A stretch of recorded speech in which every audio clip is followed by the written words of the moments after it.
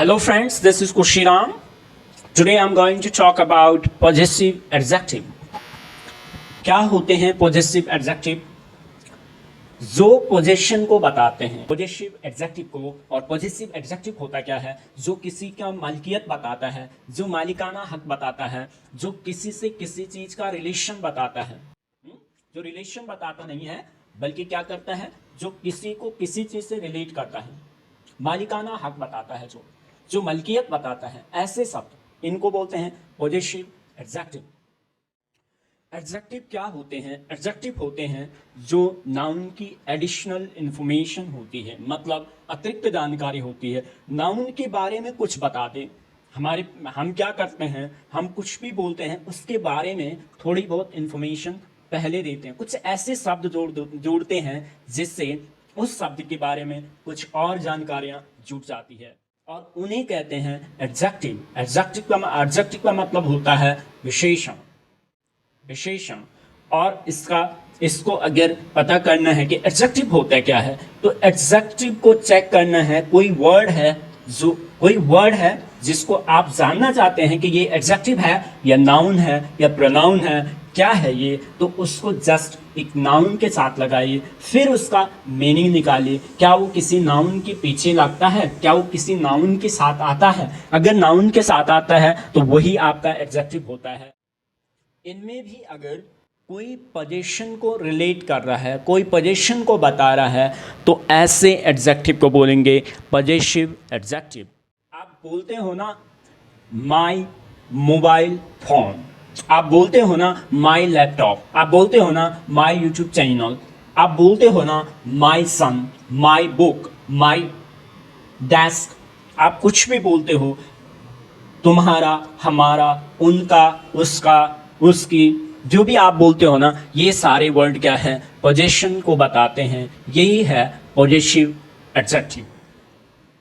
आपको पहले से आता है, लेकिन आपको इसमें टेक्निकली इन्वॉल्व होना है ताकि ये कहीं भी आ जाए, किसी एग्जाम में आ जाए, कहीं पर आपको किसी को समझाना पड़े कि भाई पोजीशन को बताता है, ये क्या होता है। कोई पूछ ले कि माई क्या होता है, हीज क्या होता है, हर क्या होता है, तो ये सारे कुछ नहीं होते हैं। देयर क्या होता है, अवर क्या होता है, तो ये सारे होते हैं पोजेसिव एडजेक्टिव। और पोजेसिव एडजेक्टिव क्या होते हैं? जो मलकियत को बताते हैं। क्या क्या हो सकते हैं पोजेसिव एडजेक्टिव? माई होता है, यूअर होता है, देयर होता है, देयर, हिज, हर, आवर, ये सारे क्या हैं, आपके पोजीशन को बताते हैं, मतलब पोजीशन को बताते हैं, तो इनको बोलते हैं पोजेसिव एडजेक्टिव। देखो यहाँ पे जो पोजेसिव है ना, ये एडजेक्टिव से पहले आए, ये अपने आप में भी एक एडजेक्टिव है। जो पोजेसिव जो वर्ड है, और इसका नाउन होता है पोजीशन, तो पोजेसिव से पोजीशन बनता है। वैसे ही यहाँ पे, क्योंकि नाउन से पहले जो भी लगता है ना, आप एडजेक्टिव तो आपको डेफिनेशन तो आती है, लेकिन अगर कोई नया वर्ड आता है तो उसको आप आइडेंटिफाई नहीं कर पाते कि ये एडजेक्टिव है, नाउन है, क्या है ये, इसका लैंग्वेज में कैसे यूज करना है, जब बोलना है किस तरह से, कब इस वर्ड को बोलें, इसका ऑर्डर क्या होना चाहिए हमारे सेंटेंस में। तो अगर आपको इन चीज़ों की थोड़ी थोड़ी नॉलेज होगी तो आपकी लैंग्वेज इंप्रूव होगी। आप जो पढ़ोगे उसका एक प्रॉपर सेंस आप जनरेट करोगे, और जब आपको प्रॉपर सेंस मिलेगा तब आपकी लैंग्वेज स्किल इंप्रूव होगी। तब आप इन पे कुछ सेंटेंसेस बनाते हैं, जैसे my son is a doctor, my son is a doctor. तो माई सन इस सेंटेंस में माई क्या है, पोजीशन बता रहा है, किसकी, माई, मेरी पोजीशन को बता रहा है ना। तो मेरी पोजीशन को बता रहा है कि माई सन, मेरा बेटा, तो मेरा अधिकार बता रहा है, उसकी तरफ जो है इंडिकेशन दे रहा है।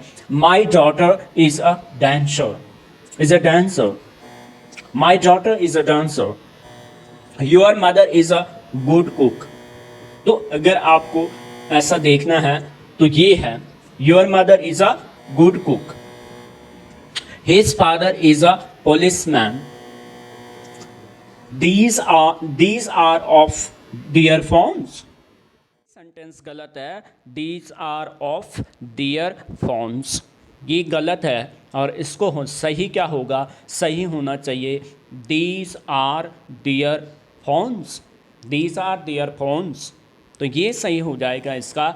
और देखो दिस इज़ आवर फ्लैग, तो our flag, their phones, my daughter, his father, son, his son, ये सारे क्या हैं, माई, आवर, योर, डियर, ये सारे क्या होते हैं, आपके पोजीशन को बताते हैं, इसलिए ये क्या क्या कहलाते हैं, पॉजिटिव एडजेक्टिव, क्योंकि ये फ्लैग के पहले आ रहा, आवर क्या है, फ्लैग के पहले आ रहा, फ्लैग अपने आप में नाउन है, फोन क्या है, नाउन है, तो फोन से पहले डियर आया, इसलिए इनको बोलते हैं एडजेक्टिव। और एडजेक्टिव ये फोन की एडिशनल इंफॉर्मेशन दे रहा है कि फोन है, लेकिन है किसका, किसका है, उनका है।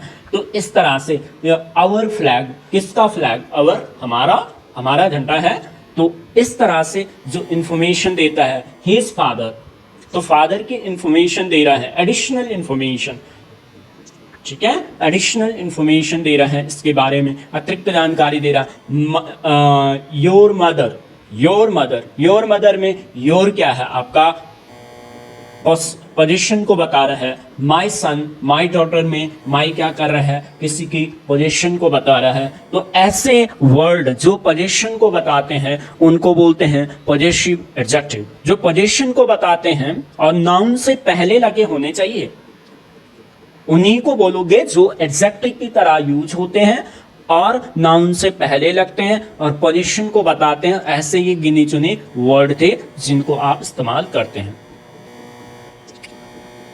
अब कुछ सेंटेंस और हैं, जैसे everyone is doing there duty. तो देखो यहाँ पे ये सेंटेंस में ये करेक्ट सेंटेंस मैंने बनाया है कि everyone is doing there duty. Everyone के साथ इज लगाया, फिर वर्ब आई और डियर ड्यूटी। मैंने ये नहीं बोला कि एवरीवन इज डूइंग हिज और हर ड्यूटी, मैंने ये नहीं बोला everyone is doing duty his their duties. ना तो मैंने ड्यूटीज किया यहाँ पे, ना तो ड्यूटी को प्लूरल बनाया, ना मैंने डियर की जगह हिज और हर लगाया। तो बहुत सारे बच्चे ऐसी मिस्टेक करते हैं कि एवरीवन के साथ आप जब यहाँ पे पॉजिटिव केस आता है तो उसको हिज कर देते हैं या हर कर देते हैं, तो वो गलत हो जाता है। Everyone are doing their duties कर देते हैं, वो भी गलत हो जाता है। एवरीवन के साथ, एवरीथिंग के साथ और एवरीबॉडी के साथ हमेशा सिंगुलर की बात होती है। ये सिंगुलर सब्जेक्ट होते हैं और सिंगुलर सब्जेक्ट के साथ सिंगुलर वर्ब आती है। Everyone is doing his duty भी नहीं होगा। Correct sentence, correct one is everyone is doing their duty, not duties, not his her duty। तो इसलिए इन तीनों के साथ आज से आप क्या लगाओगे, everyone is, उसके बाद उसके इंफॉर्मेशन, कुछ भी हो लिखना हो उसके बाद लिखना है। everything is होता है, फिर आप ड लिखते जाओ। आप everybody is ड आप लिखते जाइए, कुछ भी लिखिए। अब मैं आपको एक रूल देने वाला हूं यहाँ पे, अनआइडेंटिटी सेक्स के लिए आप क्या करते हो, देयर का प्रयोग करना होगा। जैसे जैसे आप क्या बोलते हो, टीचर, तो टीचर में बोला आपने, तो टीचर के लिए भी आगे देयर आएगा। स्टूडेंट के लिए देयर आएगा, क्योंकि अनआइडेंटिटी सेक्स की बात होती है यहाँ पे। जैसे क्या होता है, अनआइडेंटिटी सेक्स का मतलब आपको जेंडर नहीं बताया गया। जब आपको जेंडर नहीं पता तो आप हिज और हर नहीं लगा सकते। हिज कहाँ लगाते, हिज लगाते हैं जहाँ पे मेल की बात होती है। जहाँ पे हिज कहाँ लगाते हैं, हिज मानी उसका होता है, मीनिंग जो है इसकी वो होता है उसका। हिज का मतलब होता है उसका और पुरुष के लिए यूज होता है हर, HER, ये हर नहीं है, हर उसका होता है। स्त्री के लिए ये यूज होता है।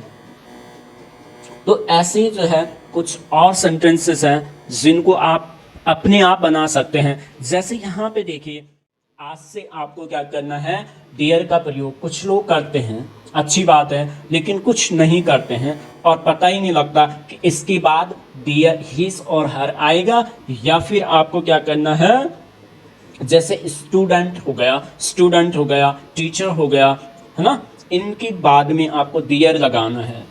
टीचर्स के लिए अब आप बोलोगे स्टूडेंट आया लेकिन आपने दियर लगा दिया, स्टूडेंट्स होना था, एस होता तब दियर आता, दियर में नहीं उनके, लेकिन ऐसा नहीं होता है। जब आपके पास सिंगुलर भी हो तो आपको दियर का यूज करना है अपनी एकेडमिक राइटिंग में, अपने स्पीकिंग में भी करना है। जब भी आप बोलना चाहो student should do their duty, duties नहीं होता है, ड्यूटी होता है।